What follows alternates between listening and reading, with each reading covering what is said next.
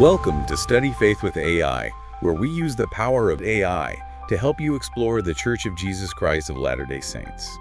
I'm Meg Jensen. And I'm Paul Carter. And we're Google AIs. Whether you're a lifelong member or just starting to learn about the church, we're here to dive deep into its history, beliefs, and culture. So if you're ready to learn, you're in the right place. That's right. Let's get started. Welcome to our deep dive today. We're going to be tackling something that is, I think, really fascinating and complex. Yeah. The translation of the Book of Abraham. Oh, yeah. So we're going to be examining Joseph Smith's claims about its origins and compare those to what Egyptologists have to say about it. Okay. We'll be looking at the translated text itself, Right. as well as those intriguing facsimiles. And, we've got some really interesting sources lined up for this. Scholarly articles, Okay. historical accounts, Yeah. and even an interview with a leading Egyptologist, Dr. Robert Rittner.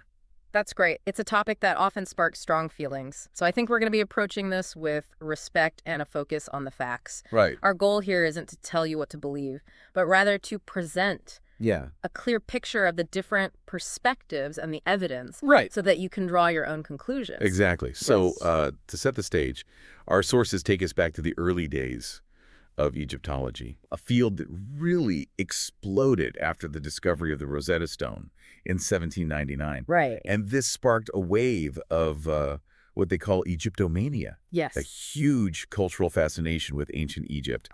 And within a few decades, scholars had cracked the code of hieroglyphics. And that's where things get interesting for the Book of Abraham. Okay. When Egyptologists examined the papyri that Joseph Smith claimed to have translated, Okay. they identified them as books of breathing. Hmm. These were common funerary texts that were placed in tombs Okay. dating back to the 4th century BCE. Okay, so right off the bat, we've got a potential problem with the timeline. Right. But tell me more about these books of breathing. Sure. How are they different from the Book of the Dead, and what was their purpose? Good question. Yeah. While both are associated with ancient Egyptian funerary practices, Okay. they're distinct texts. You can think of the Book of Breathing as a guidebook for the deceased in the afterlife Okay. to help them navigate the underworld and attain a favorable outcome. So like a roadmap for the soul's journey. Precisely. Okay. And importantly, Yeah. what these Egyptologists found is that the content of these books of breathing Okay. has absolutely no connection to the stories or the teachings found in the Book of Abraham as translated by Joseph Smith. Wow. So not only is there a chronological gap, but the content itself seems to be a mismatch. Right. This raises some serious questions about the source material. Yeah. But what about the actual translation of the Book of Abraham? Did our sources delve into that? They did. And one of the most compelling aspects is the analysis of the Book of Abraham's content itself. Okay. Several sources highlight intriguing similarities between portions of the text and other works that were circulating during Joseph Smith's time. Okay, now this is where it gets really interesting. Right. I'm all ears. Okay. What kind of similarities are we talking about? For instance, certain passages in the Book of Abraham, particularly in chapters 2, 4, and 5, bear striking resemblances to verses from the King James Version of the Bible. Interesting. Especially from the Book of Genesis. So there are echoes of the Bible within the Book of Abraham. Yes. That's fascinating. Yes. Did the sources elaborate on which specific parts overlap? They did. Okay. For example, the creation account in Abraham 2 has notable parallels with the creation narrative in Genesis. Okay. And what's even more striking is that some scholars argue that the Book of Abraham contains scribal errors that point to Joseph Smith using a later printing of the King James Bible, a printing that wouldn't have existed during Abraham's lifetime. That's a significant detail. It seems to cast doubt on the idea that the text was translated from an ancient source. Right. And it's not just the Bible, right? You mentioned other texts from Joseph Smith's time. Right. There are also intriguing parallels between parts of the Book of Abraham and a book called A Philosophy of a Future State by Thomas Dick, a popular author who blended Christian theology with scientific ideas of the time. Okay, so we're talking potential overlaps with the Bible and even an early 19th century astronomy book. That's right. This is really starting to challenge the traditional narrative surrounding the Book of Abraham. Yes. But let's not forget about those facsimiles. Right. They've always been a major point of contention, right? Absolutely. Yeah. And the analysis of these facsimiles by Egyptologists reveals some stark discrepancies with Joseph Smith's interpretations. Okay. Shall we start with facsimile 1? Let's. It's the one that supposedly depicts Abraham about to be sacrificed, right? That's right. I'm curious to hear what the experts have to say about that. Well, Joseph Smith provided a very detailed explanation of facsimile 1, identifying the figures and claiming it showed Abraham on an altar about to be sacrificed by an idolatrous priest. Okay. But when Egyptologists examined the facsimile, they identified it as a standard scene from the Book of Breathing, depicting the embalming of the deceased god Osiris. Hold on. Right. So Joseph Smith saw a scene of sacrifice while Egyptologists see a funerary ritual. That's right. That's a pretty fundamental difference in interpretation. It is. Yeah. And the discrepancies go beyond just the overall scene. Okay. For example, Joseph Smith misidentified the jackal-headed god Anubis, a key figure in Egyptian funerary rites. Wow.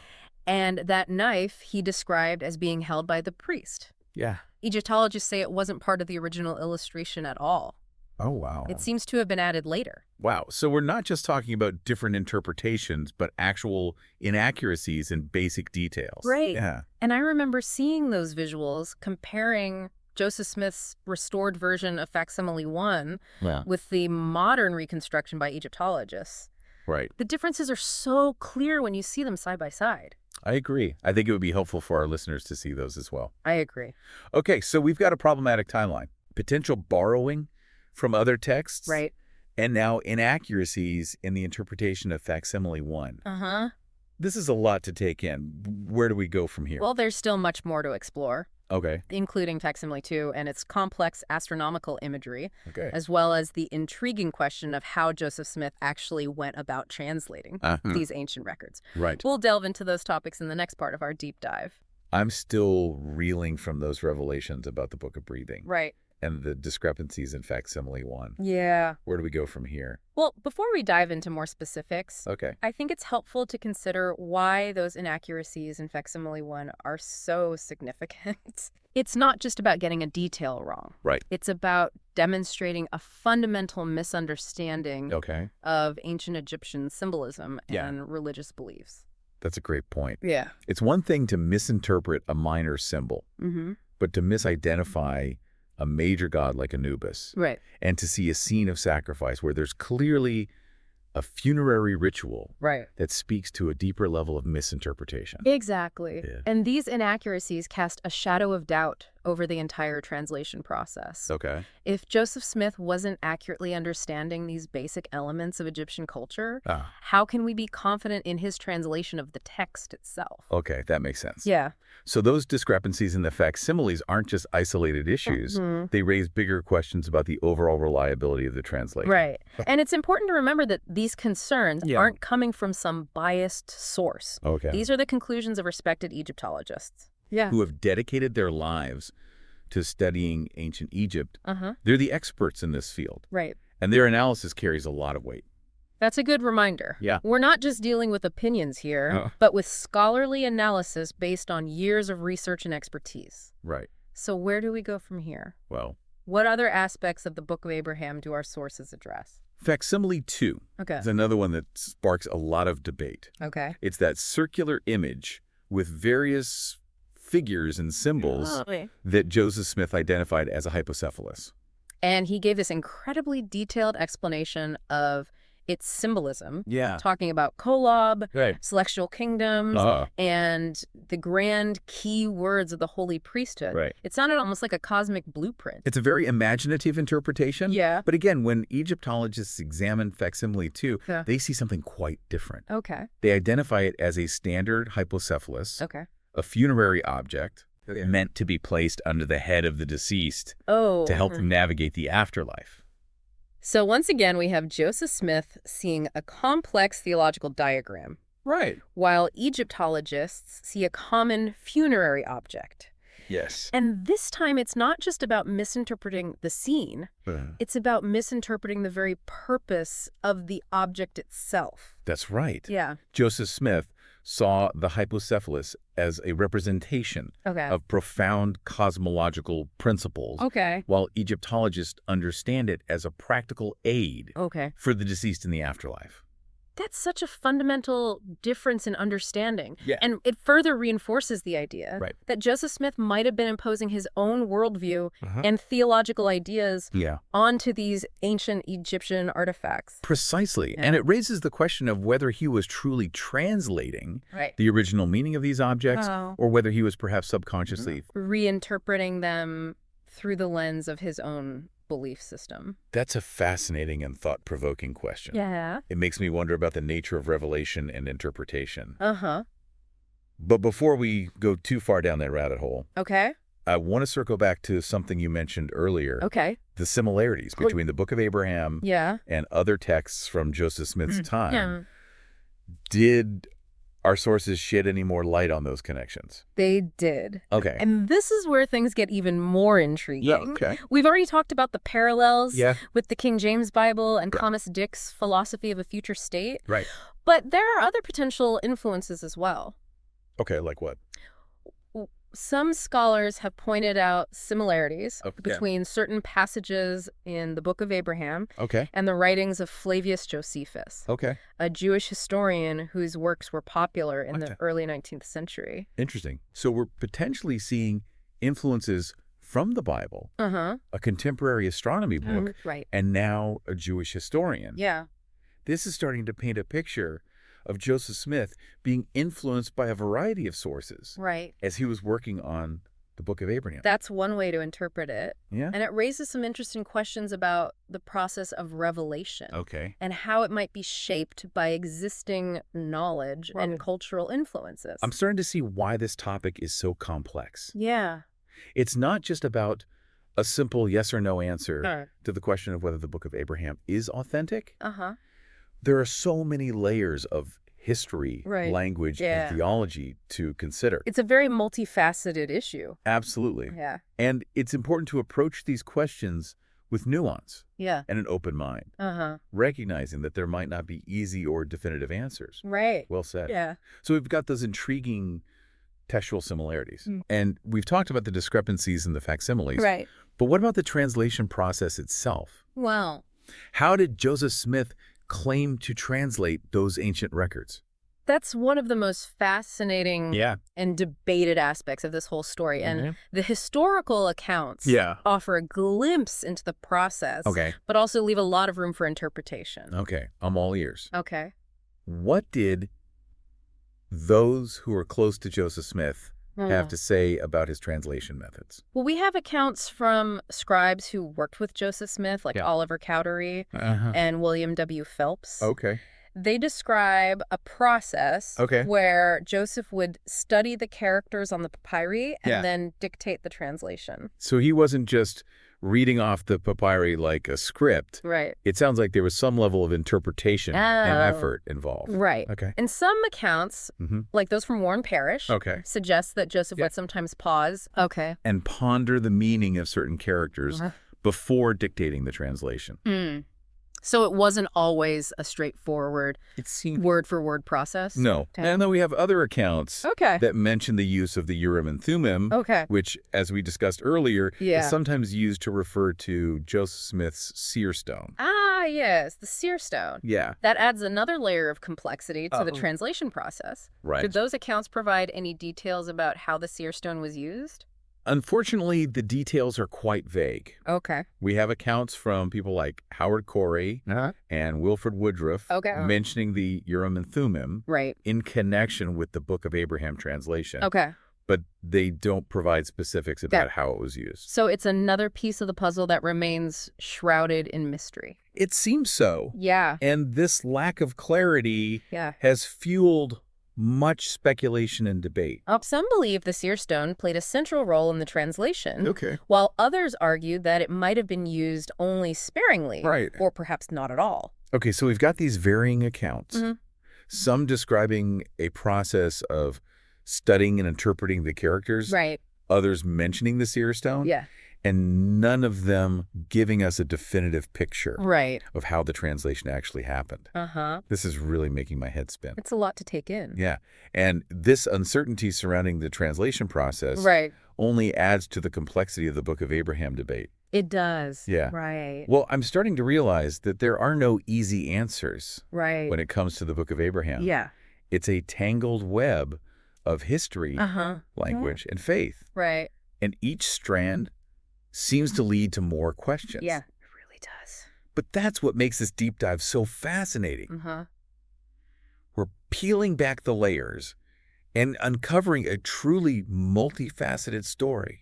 I agree. And it's a story that continues to challenge us to think critically and to approach complex issues with humility and respect. Well said. Yeah.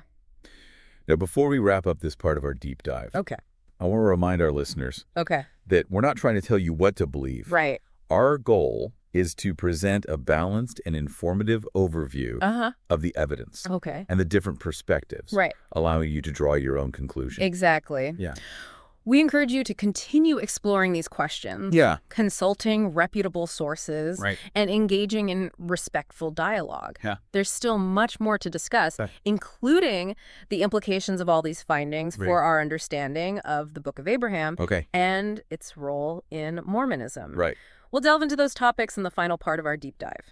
And now we find ourselves at a crossroads, facing some tough questions about what this all means for our understanding of the Book of Abraham and its place in Mormonism.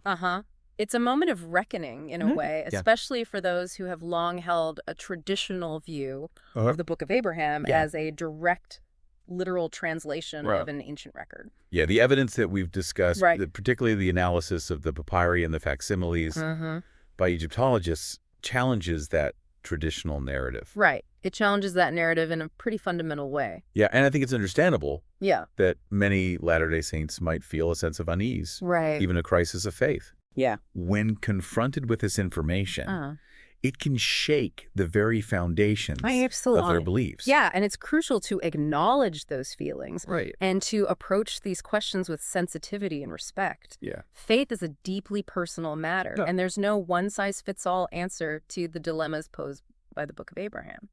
So how have Latter-day Saints grappled with these challenges? Okay. What approaches have they taken to reconcile their faith with the scholarly findings? Well, as we touched upon earlier, some have embraced the missing scroll theory, suggesting that the papyrus fragments that we have today might not represent the original source material from which Joseph Smith translated. They believe that other scrolls containing the authentic writings of Abraham might have existed but were lost or destroyed. It's like hoping that a missing piece of the puzzle will eventually turn up and change the whole picture. Exactly. But this theory, while offering a glimmer of hope for some, doesn't address the fundamental issues raised by the content of the existing papyrus fragments and Joseph Smith's inaccurate interpretations of the facsimiles. Even if there were other scrolls, we still have to contend with the fact that the papyri we do have don't seem to match what we find in the Book of Abraham. Precisely. And that's why some Latter-day Saints have turned to other approaches, seeking a more nuanced understanding of the Book of Abraham and its origins. For instance, some have embraced the catalyst theory, which we discussed earlier. Remind me how that theory works. The catalyst theory suggests that the papyri, while not being directly translated, served as a trigger for divine revelation. In this view, the act of Joseph Smith studying these ancient documents sparked a process of inspiration, leading him to receive the Book of Abraham through revelation. So the papyri is more like a springboard for divine inspiration, rather than a literal source text. Exactly. And for some, this provides a way to reconcile the discrepancies between the papyri and the Book of Abraham, while still maintaining a belief in the book's divine origin. I can see the appeal of that approach. It allows for a more flexible understanding of the translation process. But what about those who find these theories unsatisfying? What other options are there for reconciling faith with the scholarly evidence? Well, some Latter-day Saints have shifted their focus away Right. from the question of literal historicity Mm-hmm. and instead emphasize the spiritual and theological truth Oh. contained within the Book of Abraham. Okay. They might argue that even if the translation process wasn't what we traditionally understand it to be, Right. the book still offers valuable insights into God's plan, Uh-huh. the premortal existence, and the nature of the cosmos. So it's about focusing on the message Yeah. rather than getting bogged down in the historical details. That's one way to put it. Okay. They might see the Book of Abraham as inspired scripture, Uh-huh. even if it's not a literal historical record. Right. And for them, the book's value lies in its spiritual teachings Okay. and its ability to inspire faith and guide their lives. That's a perspective I can appreciate. Uh-huh. It recognizes the complexities of the Book of Abraham's origins Right. while still finding meaning and value in its teachings. Right. But there are still those who hold on to the traditional view, Yes. believing in the literal historicity of the Book of Abraham. Uh-huh. How do they address the challenges posed by the Egyptologists' analysis? That's a tough question, and there are no easy answers. Yeah. Some might simply choose to dismiss the scholarly consensus, Okay. arguing that Egyptologists are biased against the Book of Abraham, or that they haven't fully understood its true meaning. It's a bit like saying that the experts are wrong and that there's some hidden knowledge that only a few understand. Yeah, and that kind of approach can lead to a sense of isolation. Right. And an unwillingness to engage with legitimate scholarly concerns. Yeah, it's understandable that some might cling to their beliefs in the face of challenging evidence. Yeah. But it seems crucial to find a way to engage with those challenges in Yeah. a thoughtful and honest way. I agree. Ignoring or dismissing legitimate questions Yeah. doesn't ultimately strengthen faith. Right. It can actually lead to a more fragile faith that's unable to withstand scrutiny. So what do you think is the best way forward for Latter-day Saints who are grappling with these issues? I think it starts with humility. Okay. Recognizing that our understanding of Scripture Right. and church history is always evolving. Uh-huh. It's important to be open to new information and to engage with different perspectives, Right. even those that challenge our existing beliefs. That's a powerful message. Yeah. It's about embracing the process of learning and growth, Right. even when it's uncomfortable. Exactly. And I think it's also about recognizing Yeah. that faith isn't always about certainty. Okay. Sometimes it's about wrestling with doubt, Yeah. asking tough questions, and seeking understanding, even when we don't have all the answers. That's a profound thought. Yeah. Faith isn't about blindly accepting everything we're told. Right. It's about engaging in a process of seeking truth, Mm-hmm. even if that truth turns out to be different from what we initially believed. Precisely. And that journey of seeking truth can be both challenging and rewarding. It can lead us to a deeper, more nuanced understanding of All our right. faith and ourselves. Well said. And I think that's a perfect note to end on. Yeah. This deep dive into the Book of Abraham has been a journey of discovery, Uh-huh. challenging assumptions, Right. and exploring the complexities of faith and history. Yeah, it's been a really interesting journey. And while we may not have all the answers, Yeah. I think we've gained a deeper appreciation Uh-huh. for the ongoing process of seeking truth and understanding. I agree. Thank you for joining us on this deep dive. Okay. We encourage you to continue exploring these questions, Yeah. seeking knowledge and Yeah. engaging in respectful dialogue. Yeah. The journey of faith and learning is never ending. Yeah.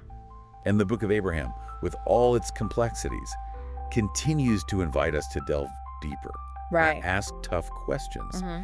and to seek a more profound understanding of ourselves and our relationship with the divine. I think that's a great way to end it. Yeah, it has been a fascinating deep dive.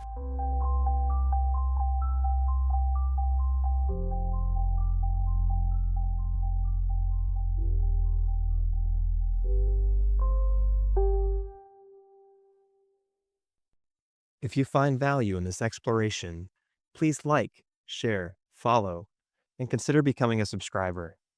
Your contributions help keep these conversations going and allows us to maintain the highest quality production. You can find all the details at studyfaithwithai.com. Thank you for being part of this journey.